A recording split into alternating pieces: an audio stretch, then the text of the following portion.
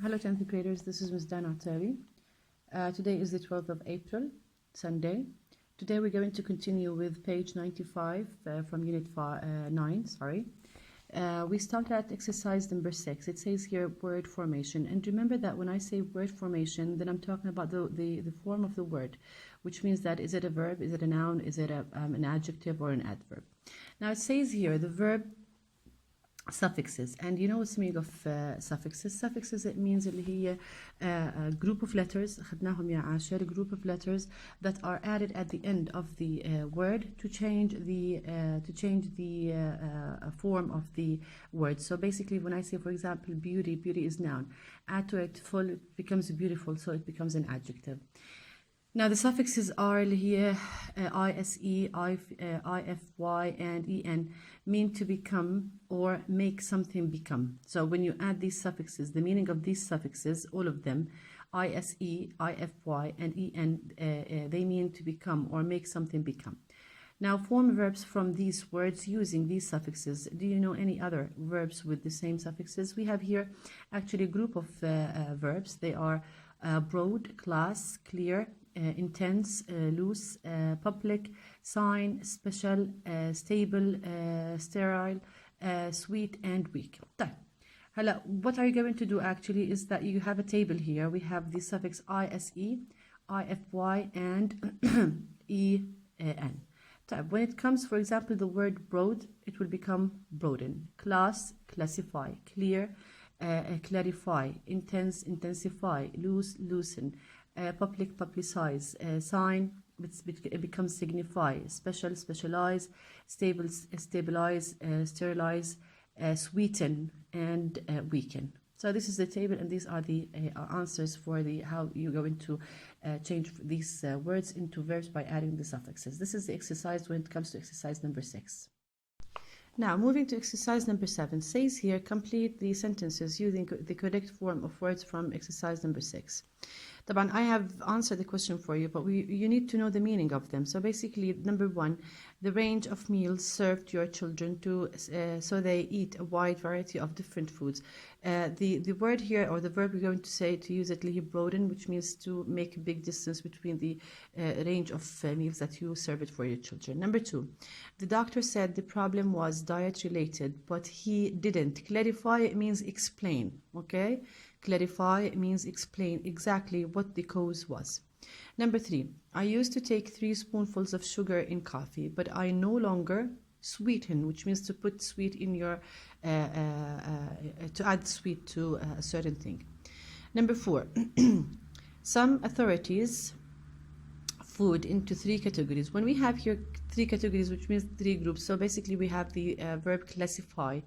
Food we should have every day, food we should choose carefully, and food which we should only eat occasionally, if at all. So classify means to put into certain groups. Number 5, the government has a responsibility to publicize any health dangers that they are made aware of, okay, which means to make it public, to be known for all of the people.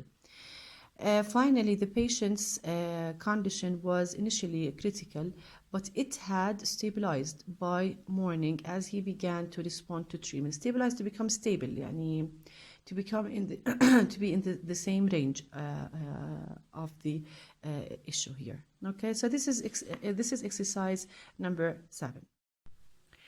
Let's move to exercise number 8, and the title of this exercise is Commonly Confused Words. I'm sure that you're aware of this exercise. Basically, we have here a group of words. For example, number 1, we have here the words nourishment, nutrition, and nutrient. You need to know the differences between them. In the worksheet that I have uploaded for you in the website for the school, you have the differences between these words. For example, the first one, nourishment, the food needed for growth, الغذاء. Like in nutrition here, the process of providing the food, اللي هي التغذية, and nutrient اللي هي a substance that provides nourishment اللي هو عنصر من الغذاء. طيب خلينا نشوف هون. George is doing a food and nutrition course and hopes to become a dietitian. Okay? طيب. Number 2, a nutrient is anything, بما إنه هيك عم بحكي عن substance here, is anything that feeds an organism. Humans get them from food, while plants get them from the soil and the air. And finally, newborn mammals usually obtain all the nourishment they need from their mothers. So basically, the three words that we have here, it's really easy. Nourishment اللي هو the food that you need for growth. Nutrition اللي هي the process of providing, process. لكن هنا nutrient اللي هو the substance, any kind of substance. طيب.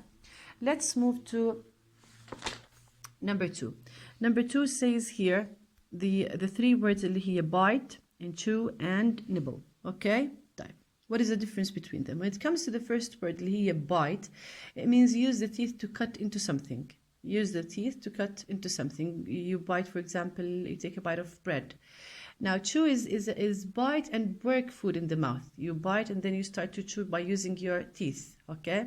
And then we have nibble, اللي هي take small bites out of something. So basically, each one of them has a different meaning. Although they are, you can get confused. لكن هي bite اللي هي بمعنى use the teeth to cut. Chew اللي هي bite and work food in the mouth using your teeth. And nibble اللي هي take small bites out of something. So the answer would be number 1 اللي هي chewing food. Thoroughly releases enzymes in the stomach that help you digest it. Birds don't have teeth, so they nibble. And finally, I bit the past of it, I bit my tongue while I was eating. Moving to number 3, ingredients, contents, and components. Now, ingredients اللي هي elements of something. Basically, بتيجي بتتفرج انت what's the ingredients for example of منسف, you say meat, yogurt, rice, and so on and so forth. Contents اللي هي things that are held or included in something اللي هي المكونات. Ingredients, we're talking about food basically. Components اللي هي part of a large whole, جزء من جزء كبير. Okay, تمام. Once you have gathered all the recipe ingredients, remember that ingredients we talk about اللي هي recipe and food and something like that. One of the core components of this course is biology, so you need to be good at it. Components حكينا اللي هي جزء من إشي كتير كبير. And finally, Angela emptied the contents of the can into a saucepan and began heating up the soup. اللي بيكون عندك things that are held or included in something, مكون. Okay, بيكون محطوط بإشي. طيب, moving to number 4, the last one, اللي we have sip, swallow, and gulp. When it comes to the first word, sip, it means اللي he drink something by taking small mouthfuls. It's like when you sip your coffee or tea. Now, swallow اللي he allow to pass down the throat. إنك أنت تبلع.